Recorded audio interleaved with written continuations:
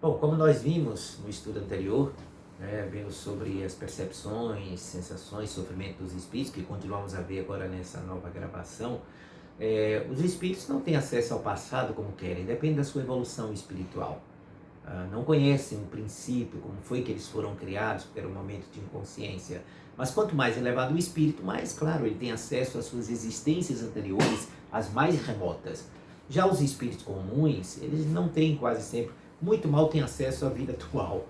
Né? Então depende muito da condição espiritual, da entidade, do foco, dos valores já adquiridos para penetrar com segurança no passado. Mas tem uma pergunta de Kardec aqui, que é a questão 243, que ele pergunta: e os espíritos conhecem o futuro? Anterior ele falou sobre o acesso ao passado. Ele pergunta agora: os espíritos conhecem o futuro? Resposta: isto também depende da perfeição deles. Muitas vezes apenas o entreveem, mas nem sempre lhe é permitido revelá-lo.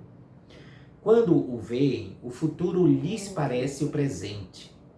O espírito vê o futuro mais claramente à medida que se aproxima de Deus.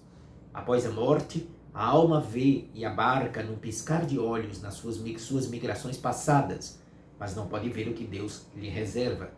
Para isso é preciso que esteja completamente integrada a Ele, depois de muitas existências.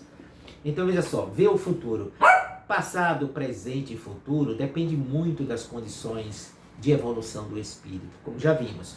Penetrar mais remotamente o passado depende das condições espirituais da criatura. E o futuro? O espírito pode entrever algo do futuro, ter uma intuição, uma percepção. Porém, ver claramente esse futuro, mais claramente, vai depender sempre das suas luzes espirituais, do seu grau de evolução. Mesmo assim, em geral, mesmo que o espírito penetre o futuro, em geral, lhe é vedado revelar, porque esse é um cuidado que o mundo superior, cheio de sabedoria, tem para conosco, para não causar impacto negativo, para não provocar confusão, para não tirar a pessoa do foco do presente. Então isso vai depender muito, penetrar o futuro, das condições espirituais da criatura. Questão 243A. Os espíritos que alcançaram a perfeição absoluta têm conhecimento completo do futuro? Resposta: completo não é bem o termo, pois só Deus é soberano Senhor e ninguém o pode igualar. Até a própria colocação aqui de Kardec, os espíritos que alcançam a perfeição absoluta. Ora, gente, perfeição absoluta só Deus a possui. Toda a perfeição dos espíritos é sempre relativa ao grau inferior. Então, mesmo o espírito puro é uma condição de perfeição relativa, porque a perfeição absoluta é só Deus. Se a gente pudesse chegar à perfeição absoluta, seríamos também Deus. Então, isso é uma questão mesmo de reflexão filosófica. Mesmo assim, eles responderam que conhecimento completo do futuro, nenhum espírito vai ter. Só Deus tem o poder de saber completamente o amanhã. Questão 244. Os espíritos veem a Deus? Essa pergunta é muito interessante, né? Os espíritos veem a Deus? Quer dizer, chega um momento que a gente vai ver Deus? Resposta: só os espíritos superiores o veem e o compreendem. Os inferiores o sentem e o adivinham.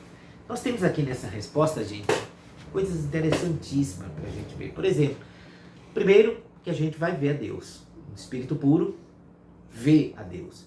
Mas os espíritos superiores complementaram a resposta, porque vamos levar em consideração que toda resposta tem como referência a nossa condição aqui na Terra, a nossa capacidade de entender.